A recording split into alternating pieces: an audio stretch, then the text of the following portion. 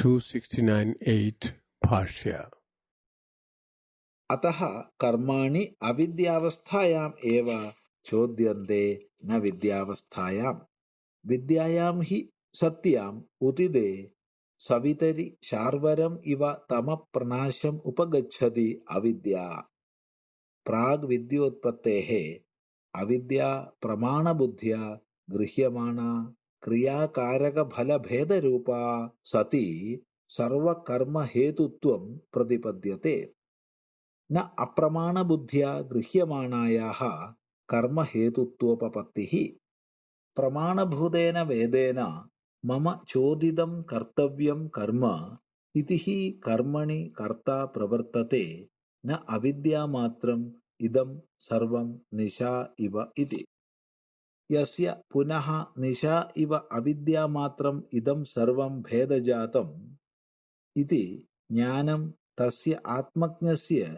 सर्वकर्मसन्न्यासे एव अधिकारः न प्रवृत्तौ तथा च दर्शयिष्यति तद्बुद्धयस्तदात्मानः इत्यादिना ज्ञाननिष्ठायाम् एव तस्य अधिकारः. Translation. Therefore, all karma actions are ordained only in the state of ignorance, avidya, and not in the state of knowledge, vidya. And when vidya arises, avidya vanishes just like the darkness of night at the rise of the sun. Before the dawn of real knowledge, avidya, accepted as a valid means of knowledge, which is in the form of actions, means and results, becomes the cause of karma. When it is accepted as an invalid means of knowledge, it cannot become the cause of karma.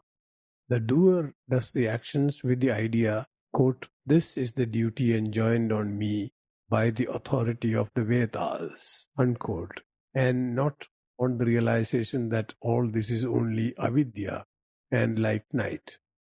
But in whomsoever has arisen the knowledge that all these differences in their totality are only avidya, like the night, such knower of truth is entitled only for the renunciation of all karma and not for actions.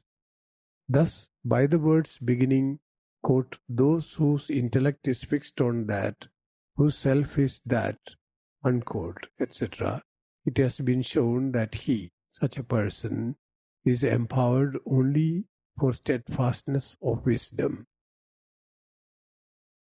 269.9 Explanation. The word therefore connects this with the previous passage. Actions, karma, are ordained for one in a state of ignorance, avidya. When one thinks he is the body-mind complex, he is ignorant of his real nature. Under the impression that he is the doer and the enjoyer, he acts. But when the knowledge, vidya, dawns on him that he is not limited by the body-mind complex, but is the unlimited self, the embodiment of bliss, there is no reason for him to do any action seeking happiness. 269.10. A question might be asked, are not karma actions authorized by the scriptures? Yes, they are. But whatever authority you feel there is in the text is also avidya, as vidya has not dawned on you.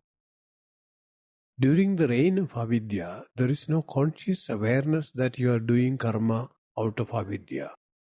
You do it for gaining results either in this world or in the other worlds. But you are still in the night of avidya and would realize this only after the rising vidya drives away the darkness. Till then, there is the feeling of I the doer and I the enjoyer. The agent, the action, and the result are seen as three separate entities. 269.11.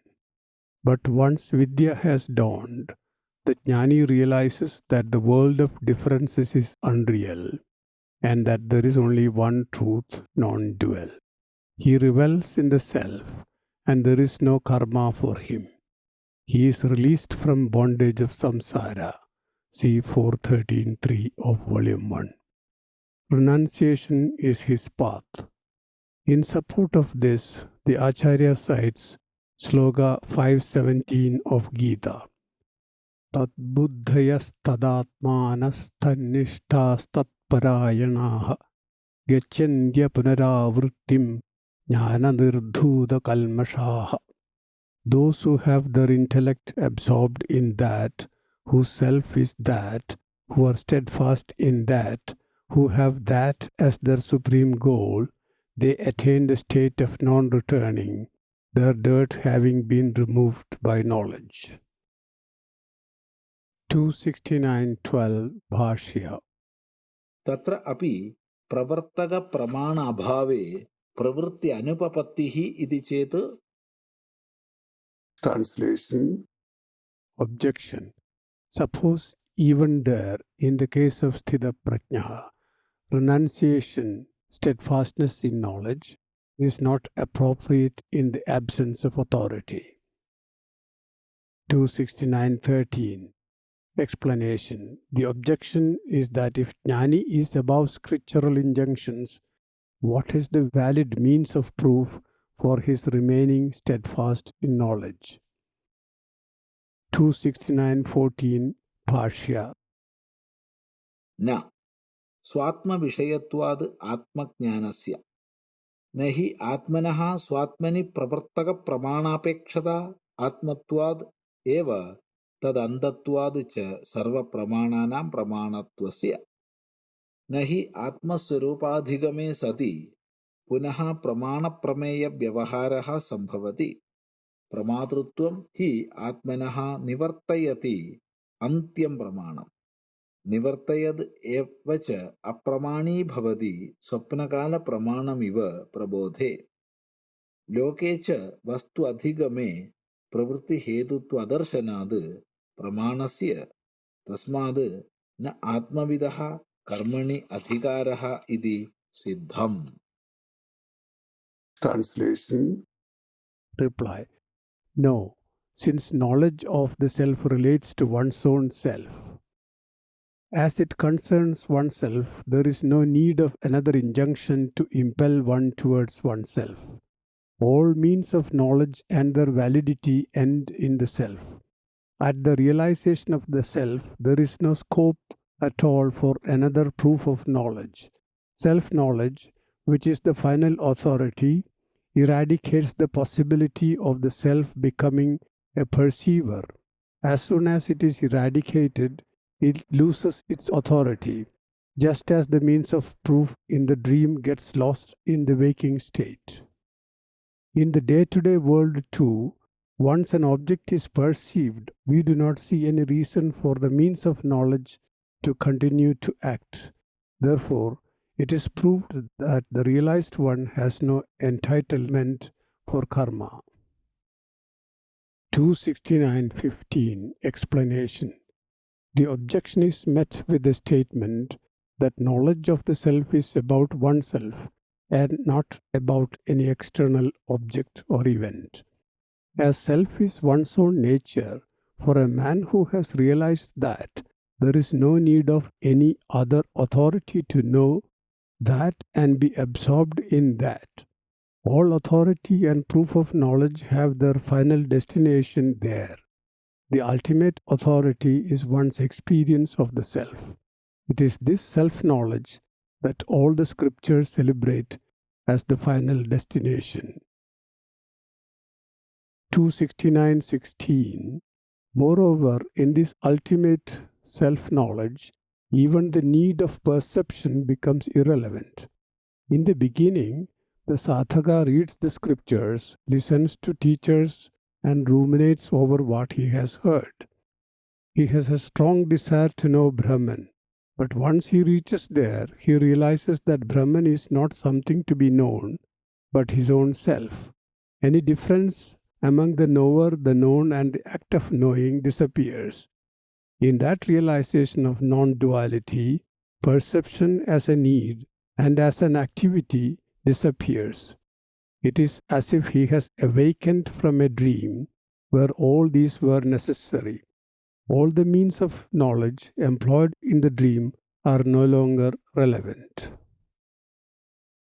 269.17. The Acharya draws our attention to our day-to-day activities. There also, once we attain an objective, the means of attaining that becomes irrelevant. They are like the signposts to a destination, which we take as authority till we reach there. Thus it is established that a jnani is not called upon to act. He is above all dualities and has nothing to gain or lose. He is always steady in his wisdom. We have discussed this before, but it will come up again. 269.18 Bhāṣya. विदुषः त्यक्तैषणस्य स्थितप्रज्ञस्य यतेः एव मोक्षप्राप्तिः न तु असन्न्यासिनः कामकामिनः इत्येतमर्थं दृष्टान्तेन प्रतिपादयिष्यन् आह. Translation. The attainment of moksha is only for the sthita prajna, who has discarded all attachment, who is a man of knowledge and a yadi. See 267.5. It is neither for non-renouncer nor for the one who keeps desires. To explain this idea with illustration, Bhagavan says in the coming ślokas.